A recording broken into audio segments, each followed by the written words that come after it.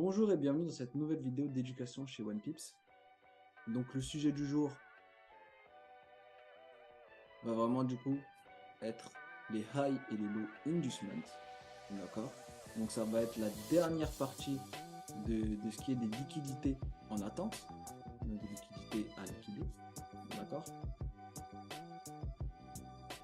Donc il faut comprendre qu'à chaque niveau de structure de marché, de l'argent est injecté pour créer le mouvement impulsif. Cet argent investi a un objectif précis: casser les niveaux pour continuer la tendance en cours. Donc le marché, lui, va continuer à suivre cette logique tant qu'il ne montre pas de signes de changement de caractère. Donc les signes de changement de caractère, on va pouvoir du coup se focaliser sur ça dans un autre chapitre. Mais dites-vous vraiment que lorsque celui-ci n'atteint pas son objectif de continuation, un fail est créé. Et cela va tout simplement nous donner une information très importante. Cela va nous indiquer que les gros portefeuilles n'ont pas à disposition, ou alors ne possèdent pas assez de liquidité, ou alors ne sont même pas à l'origine du mouvement, et devient donc un niveau à manipuler. Donc le niveau que nous, on a identifié qui n'a pas cassé de structure majeure, va être un niveau à manipuler, ça va devenir l'inducement. Donc quand on va analyser, on ne va pas prendre en compte ce niveau-là, d'accord? Prendre des positions, et on va attendre qu'il soit liquidé. Donc, ici, si on prend un exemple schématique, on voit bien qu'on est dans une tendance baissière, d'accord? Donc on a un high, un low, un lower high, un lower low, un lower high, un lower low. Donc lorsque le marché ici il arrive, logiquement, nous, on s'attend lower high, d'accord? Donc si celui-là il se dessine, c'est pour créer lower low. Donc on voit bien que ce lower high ici, à ce niveau-là, le marché, il en a décidé autrement. Il a créé un higher low. D'accord? Donc tout de suite, l'information que nous on a, c'est que l'injection qui a été faite ici, donc l'argent qui a été mis à ce niveau-là, n'a pas cassé structure majeure. Pourquoi? Car nous sommes toujours dans cette fourchette de prix. D'accord? Donc on sait qu'à ce niveau-là, c'est soit ils ne sont pas dedans, soit ils n'ont pas mis assez de liquidité, d'accord? Ou soit du coup ils n'ont pas assez de liquidité, ils ont mis de la liquidité mais ils n'ont pas mis assez pour casser. Donc ce niveau devient automatiquement inducement, d'accord, ici, avec du coup nos structures majeures qui sont là. J'aimerais faire une petite précision du coup sur les structures majeures. Il faut savoir que les structures majeures, c'est pas parce que c'est des structures majeures qu'elles ne peuvent pas être manipulées. D'accord? Donc dites-vous vraiment ça. Dans tous les cas, on pourra du coup euh, dans un autre du coup chapitre, on va pouvoir se focaliser vraiment sur tout ça. Mais dites-vous vraiment que ici, c'est pas parce que à ce niveau-là, c'est la majeure que le marché lui ne peut pas le manipuler avant de chuter. D'accord? Ça, il faut le garder à l'esprit.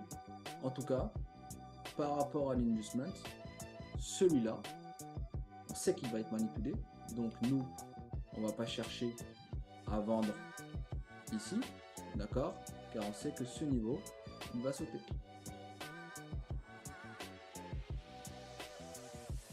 Donc là, on voit bien que potentiellement, le marché il fait ça. C'est-à-dire qu'il dessine la higher low. Il dessine le lower high, le vrai potentiel lower high ici. D'accord? Donc il faut savoir que ce vrai potentiel lower high là, je mets potentiel. Pourquoi je mets potentiel? Tout simplement parce que, pareil, quand on va du coup se focaliser vraiment du coup sur ce qui se passe ici, ce niveau-là, il peut encore être manipulé, mais voilà. Il va d'abord manipuler celui-là, créer le potentiel vrai lower high pour faire la continuation baissière. Donc si on regarde maintenant des exemples directement sur le marché, on est du coup ici sur l'euro-dollar en 1 minute. D'accord? Donc là, qu'est-ce qu'on a? On voit bien qu'on a une impulsion haussière ici. D'accord? Cette impulsion haussière casse une structure importante à gauche. D'accord? Une structure du coup majeure. Ici, on voit bien qu'on a le high ici. D'accord? Ensuite, on a des higher low qui se dessinent. D'accord? Donc ce dernier higher low là, on voit bien que c'est celui-là qui casse la structure majeure. D'accord? Donc, une fois que ce higher low ici a été dessiné, nous avons eu un nouveau higher low ici. Et qu'est-ce que le marché nous montre juste là, là? Il nous montre un lower high. D'accord? Donc là, il y a un problème. C'est qu'on était dans une tendance baissière. Ce lower high là, il n'aurait jamais dû être là. Donc qu'est-ce qui se passe? On voit ça de cette manière-là. Ici, on a du coup notre structure majeure. Ici, on a notre lower high. Ici, on a notre inducement. D'accord? Donc si on observe maintenant ce que le marché fait,